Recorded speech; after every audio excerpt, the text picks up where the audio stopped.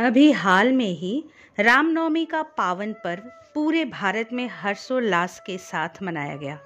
शास्त्रों के अनुसार इस दिन भगवान श्री राम का जन्म हुआ था और इसी कारण इस पर्व को मर्यादा पुरुषोत्तम भगवान श्री राम के जन्मोत्सव के रूप में मनाया जाता है।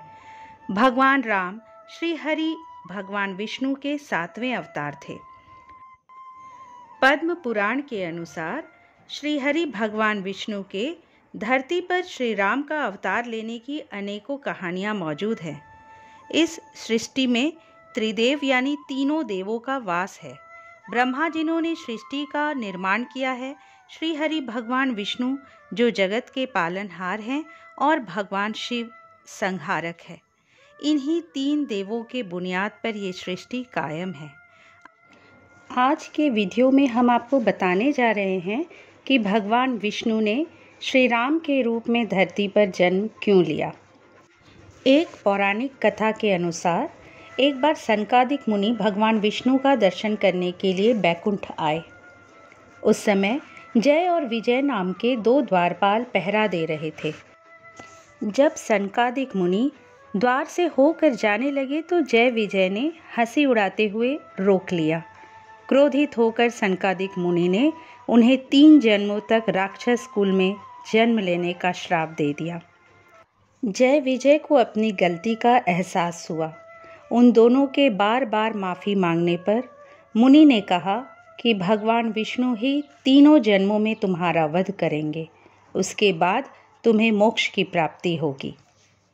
अतः पहले जन्म में जय विजय ने हिरण्यकश्यपु और हिरण्याक्ष के रूप में जन्म लिया और भगवान विष्णु ने वराह और नरसिंह का अवतार लेकर इनका अंत किया।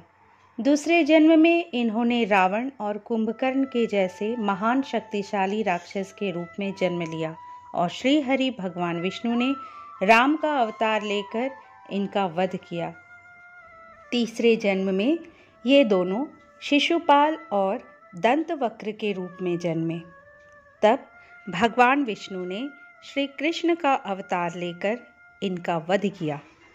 इसके बाद इन दोनों को मोक्ष की प्राप्ति हुई। दोस्तों, इस कथा के बाद वहीं दूसरी कथा के अनुसार मनु और शत्रुपा को भगवान विष्णु ने वरदान दिया था, जिसके कारण उन्होंने धरती पर राम का अवतार लिया।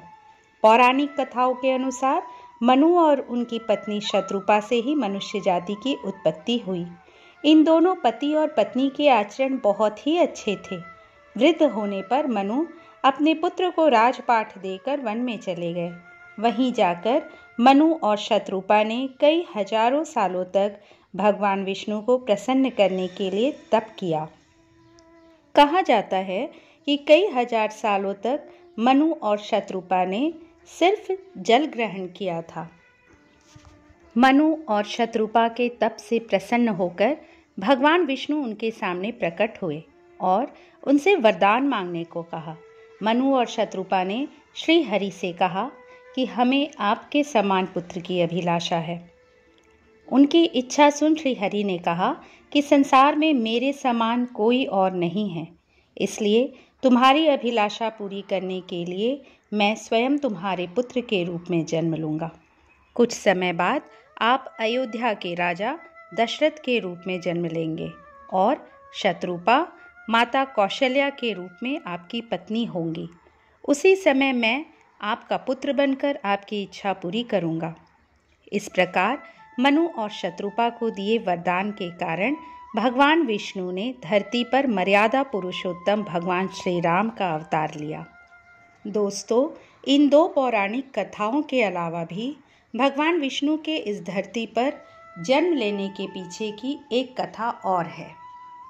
भक्त नारद मुनि के श्राप के कारण भी भगवान विष्णु को लेना पड़ा था राम का अवतार। इस कथा के अनुसार महर्षि नारद पूर्व में हिमालय पर तपस्या कर रहे थे।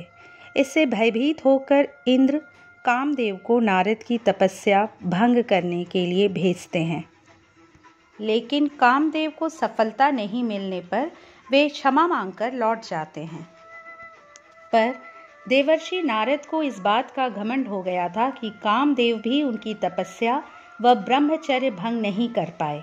देवर्षि नारद ने ये बात भगवान शंकर को बताई, लेकिन महादेव ने कहा कि इस बात को भगवान विष्णु के सामने इतने अभिमान के साथ नहीं कहना। शिव के मना करने के बाद भी नारद मुनि ने ये बात भगवान विष्णु को बताई। तब भगवान समझ गए कि नारद मुनि में अहंकार आ गया है। इसे खत्म करने के लिए भगवान विष्णु ने योजना बनाई। नारद मुनि भगवान विष्णु को प्रणाम कर आगे बढ़ गए। रास्ते में नारद मुनि को एक सुंदर भवन दिखाई दिया।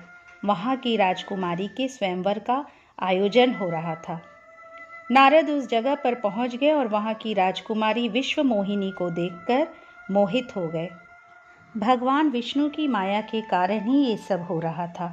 राजकुमारी का सुंदर रूप नारद मुनि के तप को भंग कर चुका था, जिस कारण उन्होंने इस स्वयंवर में हिस्सा लेने का मन बना लिया। राजकुमारी को पाने की इच्छा में नारद अपने स्वामी भगवान विष्णु की शरण में पहुंचे और उनसे उनके समान सुंदर रूप पाने की इच्छा जाहिर की। भगवान विष्णु ने नारद की इच्छा अनुसार उन्हें रूप भी दे दिया। नारद नहीं जानते थे कि भगवान विष्णु का एक वानर रूप भी है। हरि रूप लेकर नारद उस स्वयंवर में पहुंच गए। उन्हें अपने आप पर इतना अभिमान हो गया था कि उन्होंने एक बार भी अपना चेहरा नहीं देखा। नारद को इस बात का विश्वास हो गया था कि हरि रूप को देखकर राजकुमारी उन्हीं के गले में वरमाला पहनाएगी, लेकिन ऐसा हुआ नहीं। वहाँ भरी सभा में सब नारद मुनि का बंदर वाला चेहरा देखकर हंसी उड़ाने लगे और राजकुमारी ने भी नारद मुनि को छोड़ एक अति सुंदर राजकुमार का रूप धरे भगवान विष्णु के गले में जयमाला डाल दी। नारद के रूप को देखकर जब उनकी हंसी उड़ाई गई तो उन्होंने सरोवर में जाकर अपना चेहरा देखा और उन्हें भगवान विष्णु पर बहुत क्रोध आया।